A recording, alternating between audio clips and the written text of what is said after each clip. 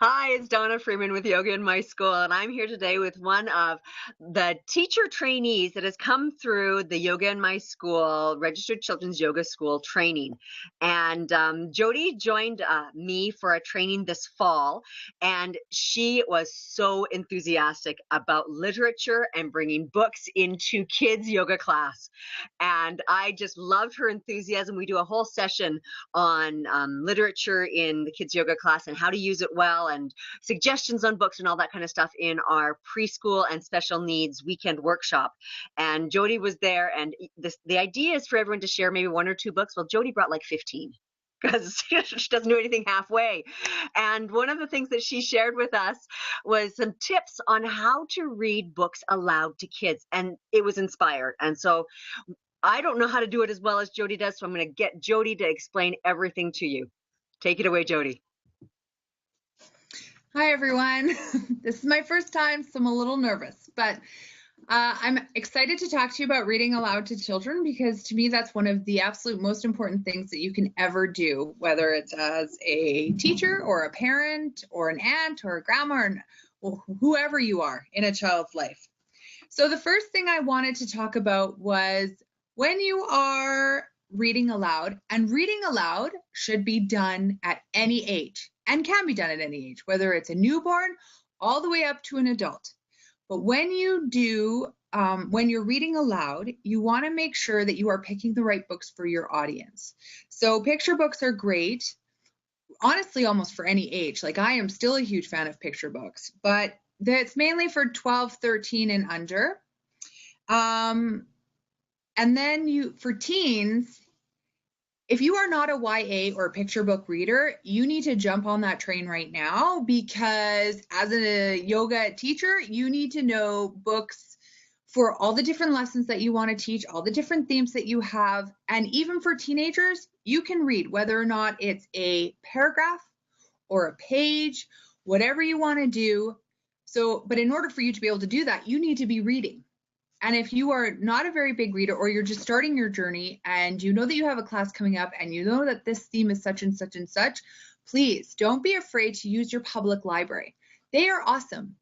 Like Edmonton Public Library, where I am from, they even have lists. So you can go on there and you can look at people's lists for different things like generosity, friendship, anxiety, dealing with loss of any kind.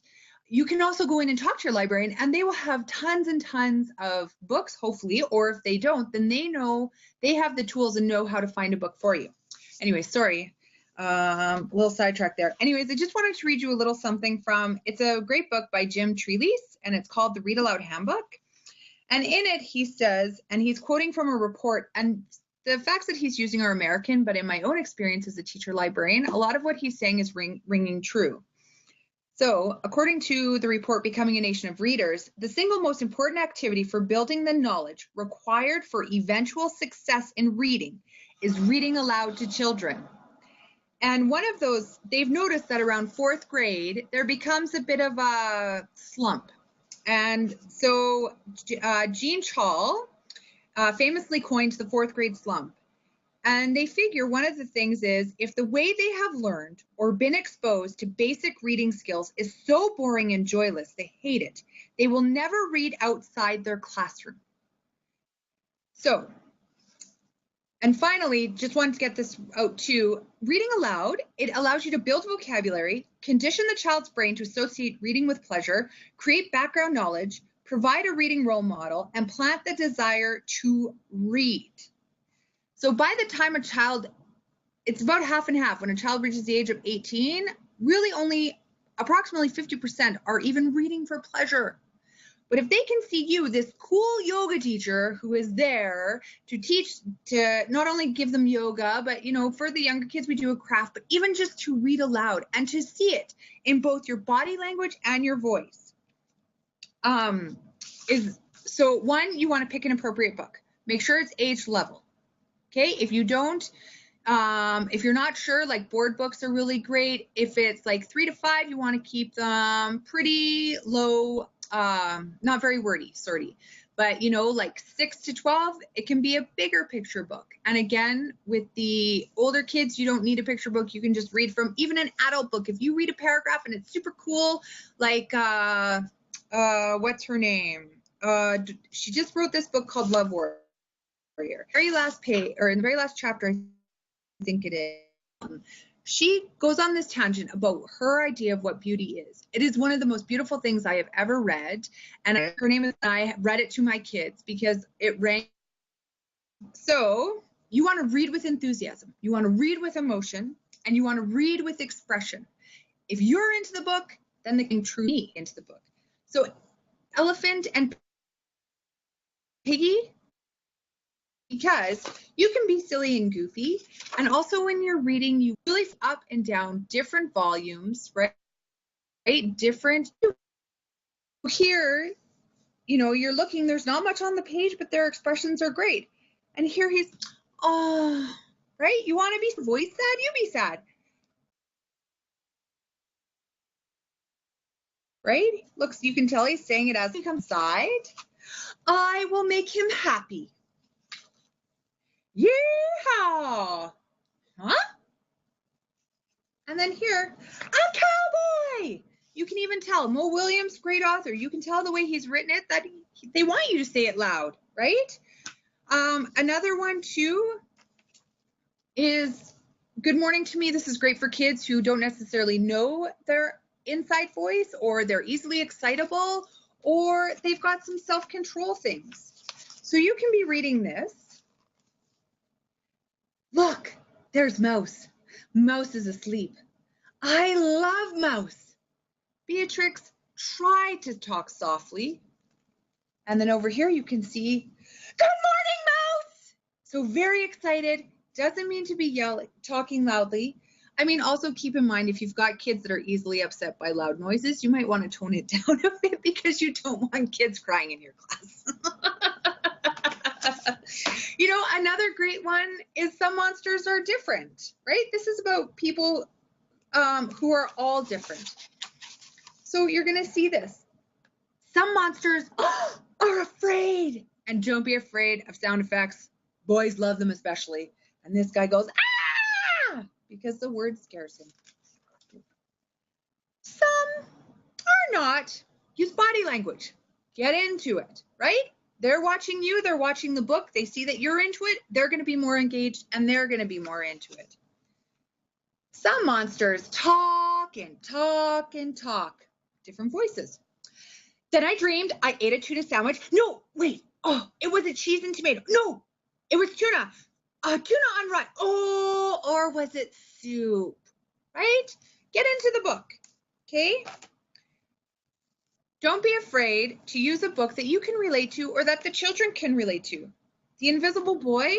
This book is fantastic for kids who are maybe shy and quiet, who are kind of on the outside. They are having troubles maybe fitting in or finding their place. The artwork is gorgeous. This book is by Patrice Barton. So Brian, the main character, if you look, he is gray. There is no color to him. Back in class, Mrs. Carlotti asked the kids to team up in 2s or 3s for a special project. The kids scurry around the room to pair off. Brian heads towards Justin. I'm already with Justin, says Emilio. Find someone else. So you can stop here and you can say to the kids, hey, have any of you ever been in a situation like this? Really? What happened? What did you do? Did somebody help you? Right? Or you can relate a situation that you've been in, like, oh man, I was, wanting to join this group, and then they kind of made it seem like I wasn't allowed and I was so bummed, right? Talk about feelings. We're growing up in a somewhat emotionally illiterate society.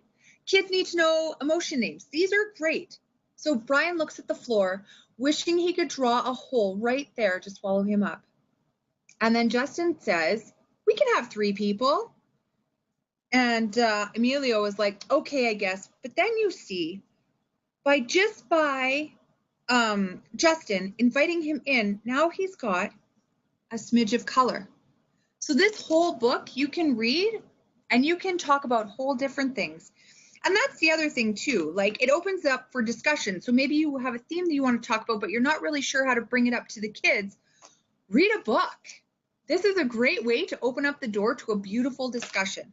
Okay, I've also said it earlier, but you know, it's a great way for learning vocab, for teaching the kids. So like Falling for Rapunzel, this is a fractured fairy tale. Kids love fractured fairy tales.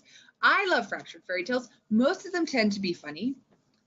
And so from up above, he heard her whine. Upset, her hair had lost its shine. He thought her crying was a plea and sallied forth to set her free. It's a prince who I am reading for, so don't be afraid to sound royal and dun-da-da, that kind of thing, right?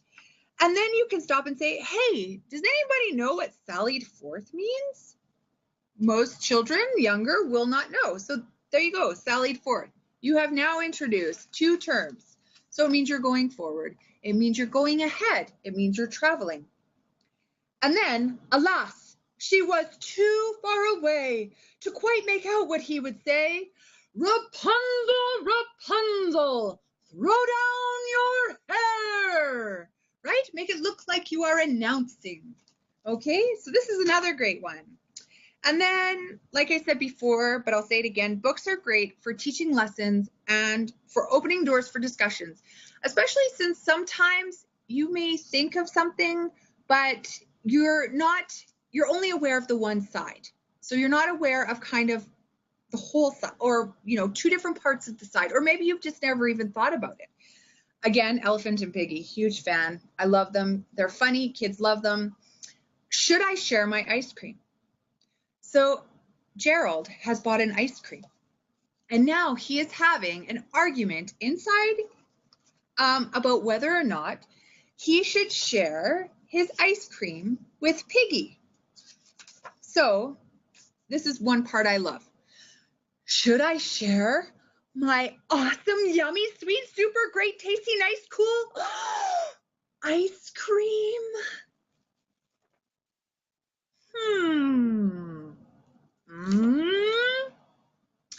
And see, he's looking at the ice cream and he's having this inner dialogue. Well, sounds like he's talking to himself about should he share, but maybe he shouldn't share because maybe Piggy does not like this flavor, right? I don't know about you guys, but I am not always the greatest of sharers. And sometimes when there is one piece of chocolate and I know that somebody else would like that other piece of chocolate, and maybe, you know, my daughter who's having a rotten day and I'm sitting there staring at this very one last piece of chocolate that I would love to eat. I am sitting there going, oh my gosh, do I really want to share this with her? I don't know. Am I a horrible person that I just kind of want to sneak over and eat this and no one will ever know? And then when she goes to look at the chocolate, she's going to be like, and I'll be like, I don't know what happened, you know. Anyways, so sharing a flavor Piggy does not like would be wrong. I will eat the ice cream. Wait. Oh, Piggy will like this flavor. It is very yummy. So this is the whole book, right? Gerald is having this discussion, talking right here. He's sweating. It will not be easy to share my ice cream. And you can be talking to the kids. Hey guys, have you, sometimes, you have to share, but sometimes you don't really want to share, but you're going to share. And you can talk about those feelings that people tend to, frown a bit at. They don't really talk about the negative, not the negative side, but the other side of sharing that, it's not always so easy. And hey, look, he's looking a little devilish and evil. She does not know I have ice cream, right? So there we go. Now he's talking about so now he's going to eat it. Oh, right. So this is a great book for talking to kids about sharing and talking about, yes, of course it's great to share, but sometimes even though you're going to share, you don't necessarily want to share, but that's okay. That is an honest feeling. Always pre-read. If you are not a good reader, or you are not a good read aloud person, or you are not used to it and it's not something you do, pre-read, practice. This is not easy. To hold this book even is a learned thing, right? You got to flip the page. Do you hold it on the left hand? Do you hold it on the right hand, right? Some people need to read it like this, and then they can show the children, right? And you even have to practice, because if you've got a little bit of a big group, you've got to practice maybe there's kids over here who can't quite see, right? So, and you want, right? Here's this part. I will do it. I will share my little writing. You want to do a little voice maybe? I scream because now it's melted and dropped. No, right? Big, dramatic. Oh my gosh, he's lost his ice cream. But if you are reading this for the first time and you are not a good read aloud, you're going to come to this part and you're going to be like, no. Well, the kids aren't going to find that really great, right? You want to use your voice. You don't want to be monotone. I will do it. I will share my ice cream. That's not fun. That's not engaging, right? You want to be wholly involved and invested in this book, and some of them will look at you like you are crazy, but they will love it anyways. I read to my grade 6s. They think half the time that I am one of the craziest people they have ever met, but I tell you, they love when I read to them. And I read them Elephant and Piggy. Simple picture books, very little words, right? But you want to read. You want to read with passion. You want to, and even if you're not if it's not your passion or whatever, practice. I cannot, especially if you're nervous, right? And if you make a mistake, which the kids love, and they love to call you on making a mistake, they will let you know. And don't be afraid, because there has been many a time where I have, for whatever reason, I flubbed a word, or maybe I've skipped a page and I'm like, well, that doesn't make sense. Hang on, let's go back, right? They don't care. And by making a mistake, you're showing them that, hey, people make mistakes and it's okay. And life goes, the story continues, right? Even with a little bump. Like the other day, I was reading Gangster Granny to some of my grade 4 kids. It's a chapter book, so I didn't need to hold it up. But I thought, because it's a British author, David Walliams, that I would read it with a British accent. And I have a horrible British accent that half the time kids cannot understand what I am writing. So they're laughing, and then I start laughing. So we tried to for about a page, and then I was like, okay, guys, like, honestly, you're busy laughing at me. You're not even hearing the story. And they were totally cool with it. I still did it for the mother. I did it in like this high-pitched, like super whiny voice, which they loved.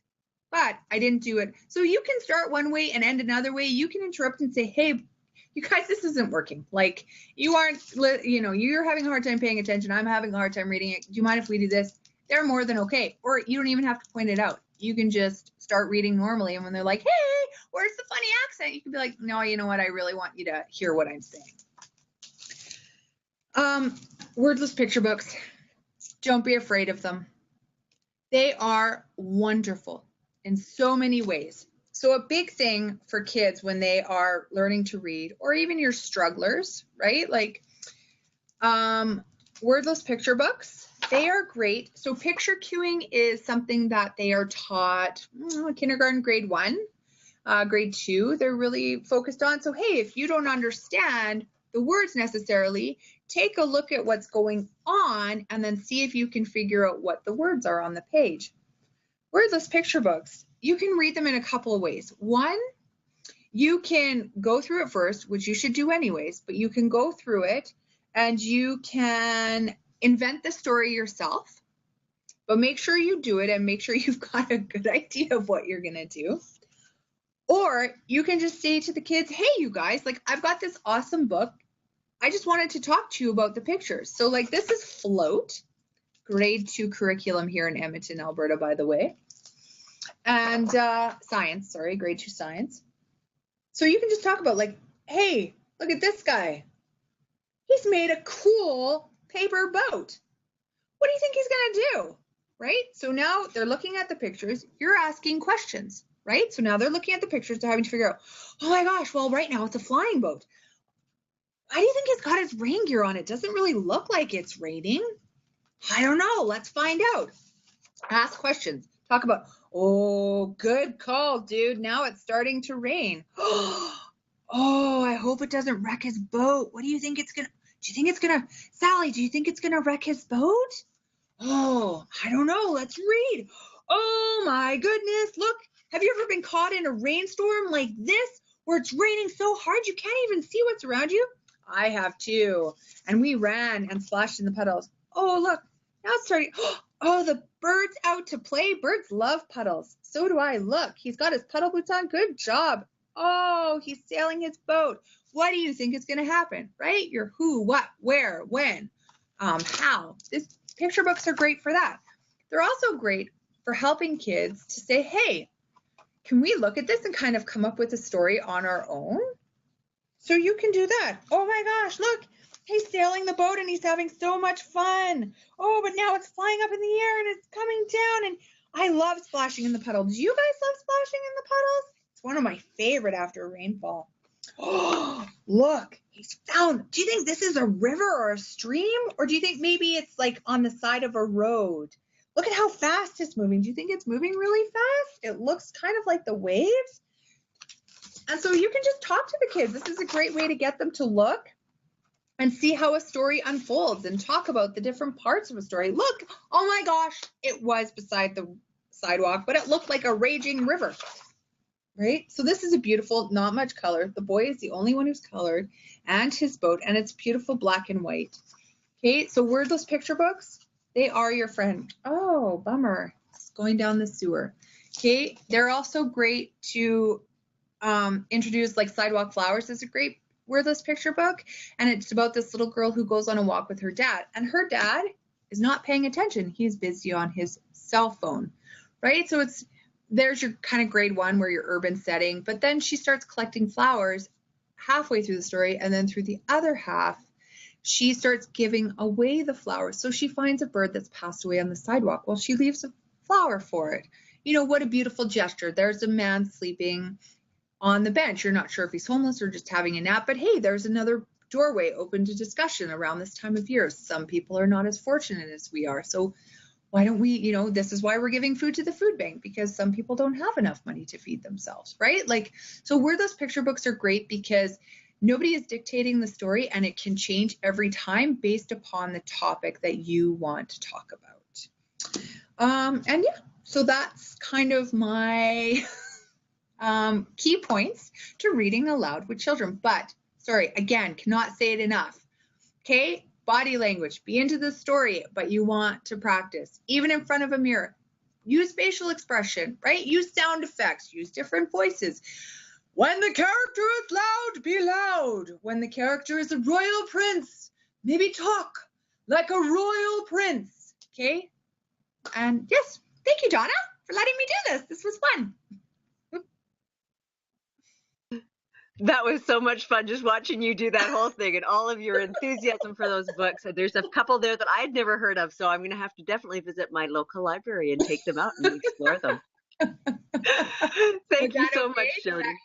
Did that come across okay?